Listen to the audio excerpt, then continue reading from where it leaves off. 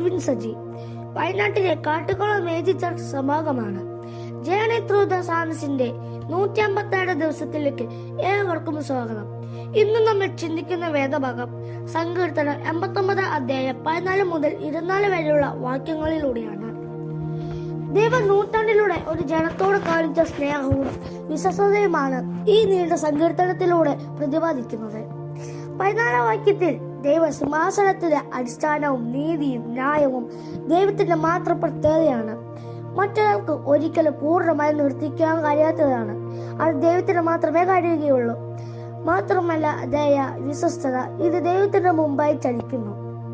മറ്റൊന്നിനോടും ദയ കാണിക്കാത്ത ലോകവും ആളുകളിൽ വിശ്വസ്തത കുറയുന്ന കാലഘട്ടം ദൈവിക വിശ്വസ്തതയെ അടിവരയിട്ട് പ്രസ്താവിക്കുന്നുണ്ട്. ശരിയായ വിജയത്തിന് മാത്രമേ സന്തോഷം നിലനിർത്താൻ കഴിയുകയുള്ളൂ.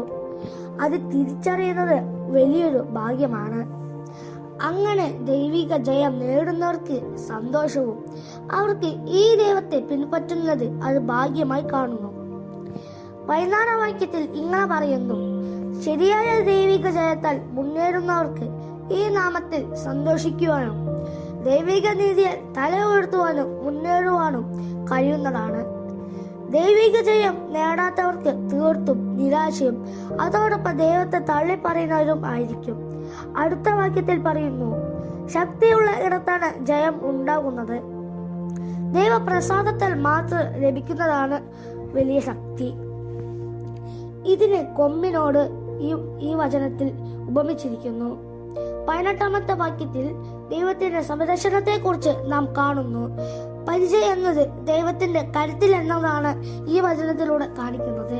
ശത്രുവിന്റെ ആയുധത്തെ തടയുന്നതാണ് പരിച. ദൈവമാണ് ആപത്തിൽ നിന്ന് നമ്മെ രക്ഷിക്കുന്നത് എന്ന് എല്ലാവർക്കും അറിയാം. ഇസ്രായേലിന്റെ പരിശുദ്ധനായി ഈ ദൈവത്തിനെ ചിത്രീകരിക്കുന്നു.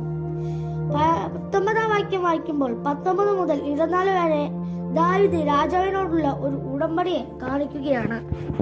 ദൈവം ദാവീദിന് കൊടുത്ത അനുഗ്രഹങ്ങൾ ഇവിടെ പറയുന്നു. ദാവീദിന് 3 പദവികൾ കൊടുക്കുന്നു. ഒന്നാമത്തെ വീരൻ, വൃദ്ധൻ, ദാസൻ എന്നിങ്ങനെ കാണുന്നു. ദൈവത്താൽ അഭിഷേകം ചെയ്യപ്പെടുന്ന വ്യക്തിയോടൊപ്പം തന്റെ സാന്നിധ്യവും ശക്തിയും നൽകി ബലപ്പെടുത്തി വിജയത്തിനായി മുന്നോട്ട് നയിക്കപ്പെടുന്നു. ദൈവം കണ്ടെത്തി ശക്തി നൽകിയ വ്യക്തിയെ ആർക്കും തോൽപ്പിക്കാൻ കഴിയില്ല എന്നും ദൈവം ഹിതമില്ലാത്ത ഒരുവന് പീഡിപ്പിക്കുവാനും അനുവദിക്കുകയില്ല എന്ന സന്ദേശമാണ് നൽകുന്നത്.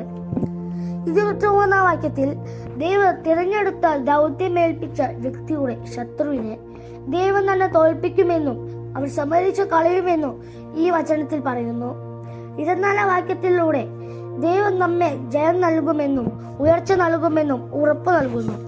ഈ വാക്യങ്ങളുടെ എല്ലാം നമുക്ക് മനസ്സിലാകുന്നത് ദൈവത്തോട് നമ്മൾ വിശ്വസ്തതയുള്ളവനായിരുന്നാൽ നമ്മുടെ എല്ലാ കാര്യത്തിലും ഒരു പരിചയ എല്ലാത്തിനും കൂടെയുള്ളവനാണ് ദൈവം എന്ന് മനസ്സിലാകുന്നു. ഈ വചനങ്ങളാൽ ദൈവം നമ്മെ അനുഗ്രഹിക്കട്ടെ. പ്രാർത്ഥിക്കാം. പരിശുദ്ധനായ നമ്മുടെ പിതാവേ, കേട്ട വചനത്തിനായ സ്തോത്രം. ഇത്ര നേരം ദൈവവചനം കേൾപ്പാൻ ഇടയായല്ലോ. കേട്ട വചനം അനേകരുടെ ഹൃദയങ്ങളെ തട്ടി ഉണർത്തുവാൻ ദൈവം ഇടയാക്കണമേ. ദൈവം നമുക്ക് സംരക്ഷകനായി ഓരോ ദിവസവും നടത്തണമേ. പ്രാർത്ഥന കേട്ടതിനായ സ്തോത്രം. യേശുവിൻ നാമത്തിൽ പിതാവേ, ആമേൻ.